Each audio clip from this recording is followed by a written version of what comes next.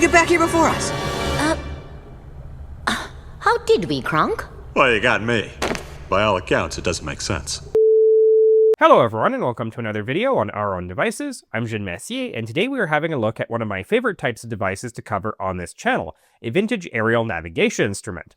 This is an AN5841 air position indicator computer, itself part of the 12580 3B air position indicator system. This was introduced by the Pioneer Eclipse division of the Bendix Corporation in 1944 and installed on various long-range military aircraft, most notably the Boeing B-29 Superfortress. Indeed, both the Enola Gay and Boxcar carried this very instrument in their Navigator stations during the atomic bombings of Hiroshima and Nagasaki. These were mainly manufactured by the Turnstedt Manufacturing Division of Fisher Body in Detroit, itself a subsidiary of General Motors, which turned out 4,724 units during the war.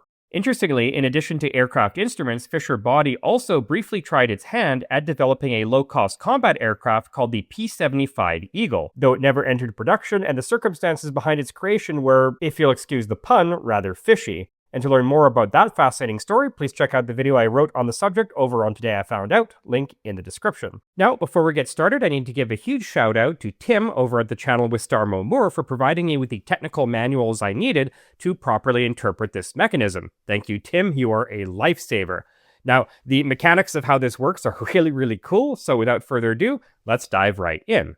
In simple terms, the 12803B air position indicator system uses data from the aircraft's pitot-static system to continuously calculate and integrate true airspeed and thus distance traveled through the air. Simultaneously, it uses heading data from the aircraft's compass to divide that distance into north and south components and thus continuously track the aircraft's longitude and latitude relative to its takeoff point. The complete system comprised 5 basic components: the AN5842 Air Mileage Pump Unit, the AN5843 Air Mileage Pump Unit Controller, the Air Position Indicator Amplifier, the AN051516 Gyro Stabilized Flux Gate Compass System, and this, the AN5841 Air Position Indicator Computer. So let's go over each of these components in turn. The AN5842 Air Mileage Pump Unit was very similar to the British Air Mileage Unit Mark I we looked at in a previous video, link in the description. Now, I go into much greater detail regarding the operating principles of such systems in that video, but very briefly, pitot-static systems measure airspeed by subtracting static pressure, measured by a static port on the skin of the aircraft, from stagnation pressure, measured by a ram air pitot tube. This yields what is known as indicated airspeed, or IAS, which must then be corrected for both instrument error, which is the mechanical error inherent in any physical measuring device, as well as position error, which results from the fact that there's nowhere on an aircraft where you can mount a pitot tube where it will return consistent results at all angles of attack. And applying these two corrections yields what is known as calibrated airspeed, or CAS.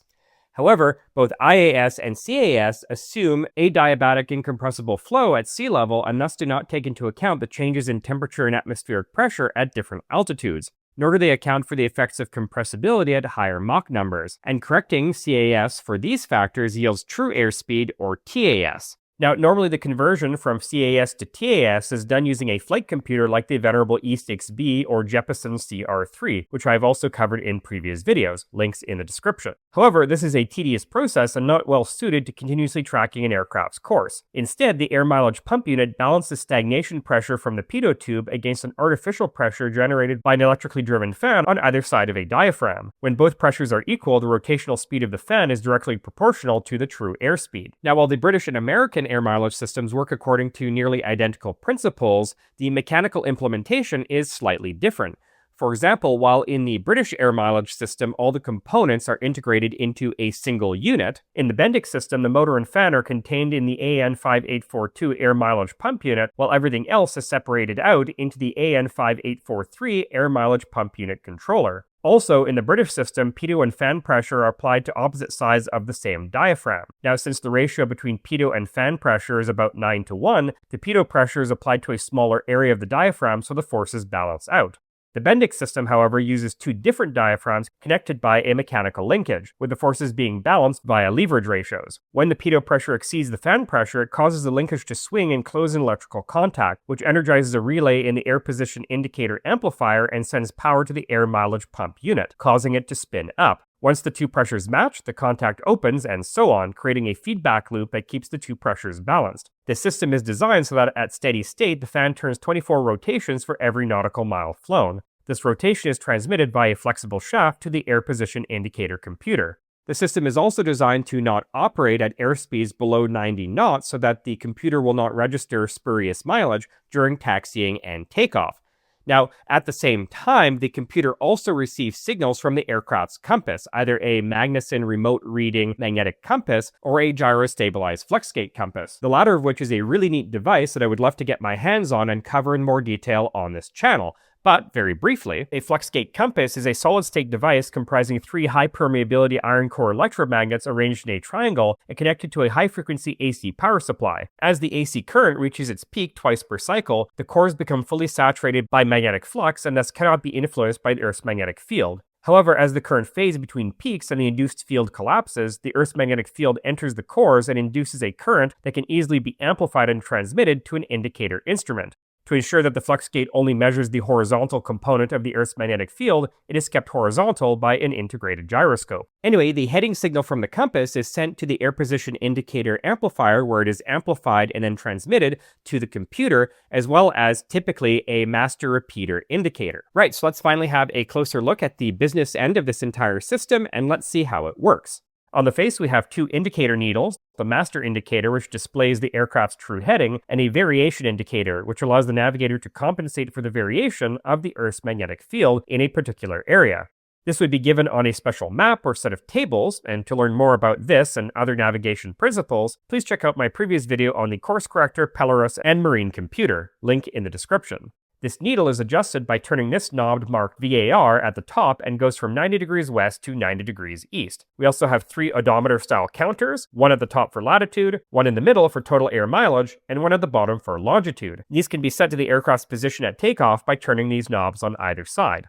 Next, at the bottom, we have these paddles, which operate shutters that slide across the counters to display longitude either east or west of the prime meridian, and latitude either north or south of the equator.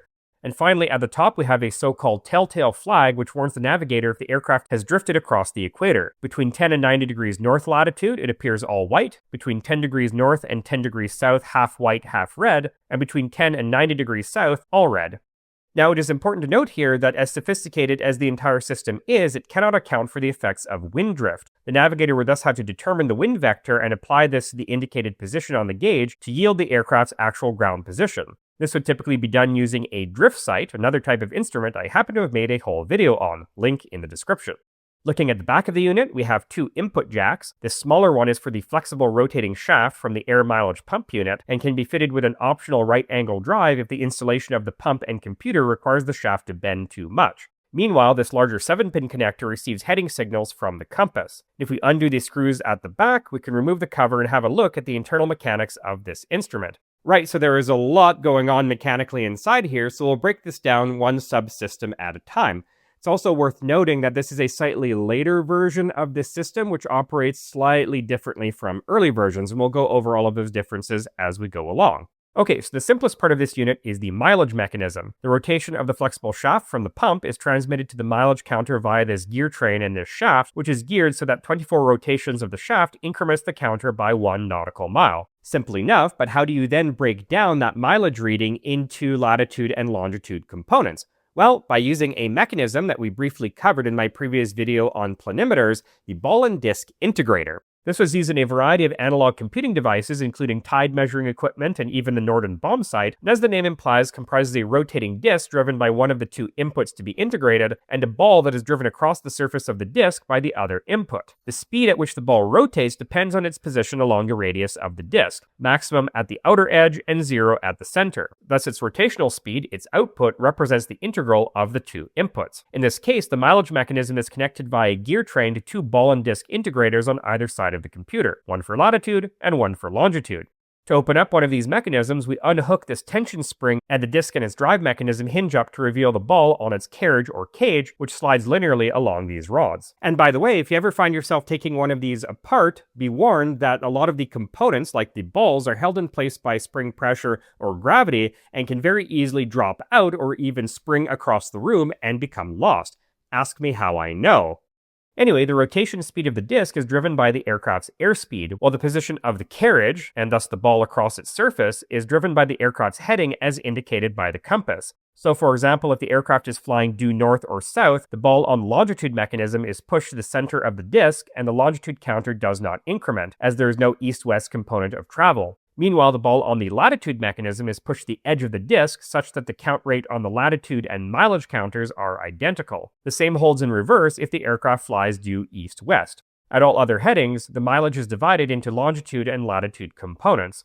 And when the aircraft rotates past one of the cardinal directions, the ball is driven across the center of the disk to the other side, causing its direction of rotation to reverse and the counter to increment in the opposite direction. And that rotation is read by these cylindrical rollers, which are connected via gear trains to the latitude and longitude counters. But if that's all there was to it, this mechanism wouldn't be very accurate, at least not when measuring longitude. This is because, while lines of latitude are parallel, lines of longitude or meridians converge at the poles, meaning that the farther north or south you go from the equator, at a given east-west speed, you will cross a greater number of meridians over a certain time increment. The instrument thus includes what is called the Meridian Convergence Correction Mechanism.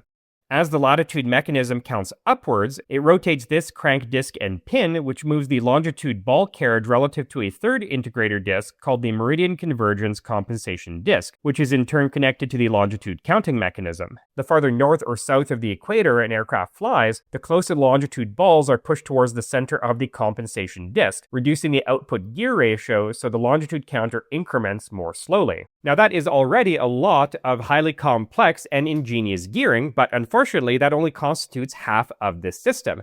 The other half being the heading mechanism, which moves the balls and their carriages across the integrator discs according to heading input from the aircraft's compass. Now, in early versions of this system, that mechanism was driven by the flexible shaft from the pump through an accessory gearbox, though in this later version it is driven by a separate electric motor. Now, I wasn't able to find any documentation describing the operation of this later version, so I might make some mistakes along the way. If so, and if you have any more information on how this version works, please let me know in the comments, and I will add those corrections to the description of this video. Anyway, in the original system, the accessory gear train drove a rotating disc with an eccentric pin, which moved a rocker arm back and forth. This, in turn, drove a pair of pawls, which alternately engaged and disengaged a pair of ratchets.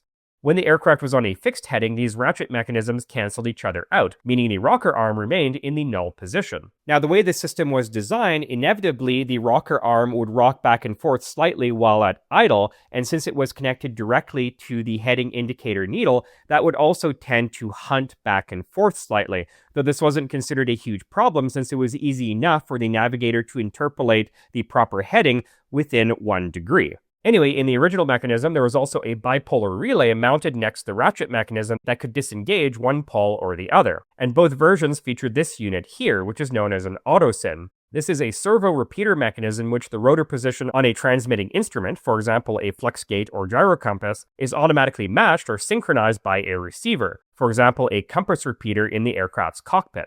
Now, there are several variations on this basic system, which, like the flux gate compass, I would love to cover in more detail in a future video. All we need to know here is that when the aircraft changes heading, the compass sends a signal to the amplifier, which both signals the Autosyn Repeater to rotate to the matching position, and, in the original system, energize one of the 2 poles of the relay, which disengage one of the poles and cause the drive mechanism to rotate in the appropriate direction. This both turned the heading indicator needle to the proper heading and operated these master crank mechanisms, which in turn moved the ball carriages across the longitude and latitude discs. When the Autosyn's position matches that of the compass, it halts and the bipolar relay is de-energized, releasing the poles and causing the ratchet mechanism to return to the idle or null position. Now, as I mentioned before, in this later version of the instrument, the heading mechanism is driven by this separate electric motor, meaning the complex ratchet and pawl mechanism is unnecessary. In addition to reducing the mechanical complexity and increasing the reliability of the heading system, this motor probably also eliminated the constant hunting of the heading indicator needle. At least that's my guess. Once again, if you have any more information on this particular version of this system, please let me know. Moving on, we come to this unusual mechanism that allows the computer to be calibrated relative to the compass system. The Autosyn Drive mechanism and the heading indicator mechanism are linked by this spring-loaded cam follower, which rides along this flexible cam ring.